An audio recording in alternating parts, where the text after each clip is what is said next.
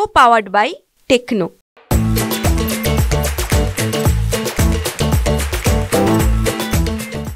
इचलकरंजी शहराचे आमदार गेले कित्येक दिवसापासून भाजपमध्ये प्रवेश करणार या चर्चेला सोलपेराम लागलेला आहे। आज देशाचे गृहमंत्री अमित शाह संध्याकाळी कोल्हापूर दौऱ्यावर येणार आहेत। त्यावेळेला आमदार प्रकाश आवाडे आणि राहुल आवाडे यांच्या गटासह आज ते भाजपमध्ये प्रवेश करणार आहेत। आज मेळावा साहेब पार पडला। मेळाव्यात असं ठरलं की उद्यापासून किंवा आतापासून भाजपचं काम जोरात करायचं आणि हळवणकर आणि आवाडे गट पुढे कसा भाजपला तारते। आता आपल्यावर अण्णा आहेत। अण्णा काय सांगाल, आज पक्ष प्रवेश तुमचा फिक्स झालाय?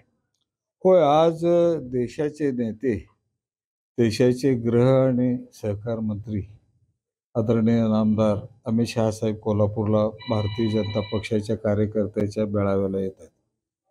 त्या ठिकाणी माझा आणि माझा मुलगा राहुल या दोघांचा पक्ष प्रवेश करायच्या संबंधीचा निर्णय झाला आहे। आम्ही दोघेही प्रवेश करणार आहोत।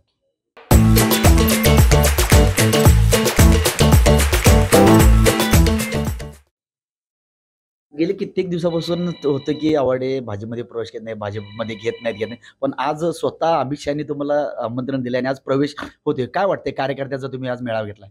ते घेत नाहीत असा विषय असत नाही। मी परवा मेळाव्यात जाहीर सांगितलं, पार्टी लेवलचा विषय असतात।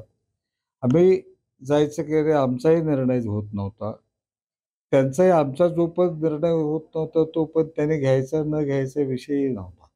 मागे एकदा आदरणीय आमदार अमित शाह साहेब कोल्हापूरला आलेलो असताना त्याही वेळी अशाच बातम्या जोरात होत्या की आवाडे यांचा प्रवेश होईल, पण त्यावेळी आमची कुणाची आमच्या पक्ष लेवलला चर्चा झाली नव्हती। आमच्या सहकार्याची चर्चा झाली। ह्या 2-3 महिन्यात आम्ही आमच्या सगळ्या सहकार्यांची चर्चा केली। बऱ्यापैकी आम्ही भविष्याच्या राजकारणामध्ये भारतीय जनता पक्षाला आपण पाठिंबा दिलेला आहे। वेळोवेळी राजकारणात त्यांच्याबरोबर राहिलेलो आहोत। उद्याच्या या निवडणुकीच्या राजकारणामध्ये आता निर्णायक परिस्थिती तयार झाली आणि त्यांनी जर राहावं म्हटलं तर काय, हा विषय होता। मी आमच्या सगळ्या कार्यकर्त्यांना बोलून माझं मन मी नाट्यगृहामध्ये झालेल्या संजय गांधी निराधार योजनेच्या कार्यक्रमाच्या वेळी बोललो होतो। आम्ही कोणाकडे मागत फिरणार नाही, पण सन्मानानं देतो म्हटलं तर मी त्यांचा अपमान करणार नाही, सन्मानानं स्वीकारणार, हे जाहीर केलं तुम्ही। तसंच त्यांनी सांगितलं, सन्मानानं तुम्ही राहायला पाहिजे। मी म्हटलं मी राहणार नाही, मी माझ्या मुलाचं नाव जाहीर केलंय। तुमचा विषय आहे म्हटले, तुम्ही राहायचं काय राहुल आवाडे राहायचे आहेत, पण आम्हाला वाटते म्हटले की तुमच्यातलं राहायला पाहिजे। मी म्हटलं मान्य आहे मला, राहुल आवाडे यांचं निश्चित करा उमेदवारी। ठीक आहे म्हणाले। भविष्यामध्ये आवाडे आणि हळवणकर गट एकत्र येऊन काम करेल का, जनतेचा विकास होईल? मी इचलकरंजीत सकाळी आल्यानंतर आवरल्यानंतर मी पहिला फोन हळवणकरला केला। त्यांना फोन करून मी सांगितलं की असं असं आज संध्याकाळी अमित शाह साहेब येतात, त्यावेळी माझा प्रवेश करूया असं मला भारतीय जनता पक्षाचे नेते मंडळींनी सांगितलेलं आहे। मीही संमती दिली आहे। तुम्हाला माहिती असावं आणि तुम्ही पाहिजे, सगळे मिळून आपल्याला पुढे करायला लागणार आहे।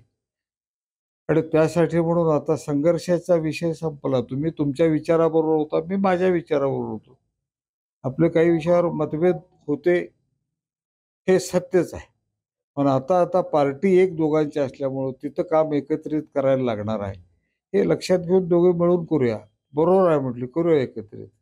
राष्ट्रवादी पक्ष विलीन होईल का, किंवा तुम्ही गेल्या काही दिवसापासून तुमचे उमेदवार जाहीर केले होते, मग आता हा संभ्रम कसा सुटेल? मी त्या भाषणात सांगितलं होतं, जर आम्हाला आमच्या या युतीमधनं जर उमेदवारी झाली तर मग आमच्या नेते मंडळींशी चर्चा करून मग इतर ठिकाणी कुठले उमेदवार ठेवायचे का नाही ठेवायचे, ठेवायचे असेल तर कोण ठेवायचे, कुठल्या चिन्हावर ठेवायचे, ह्याची चर्चा होऊन निर्णय होईल।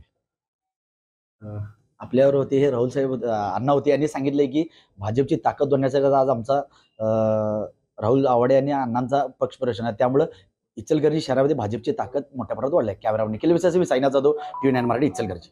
Co-powered by Techno.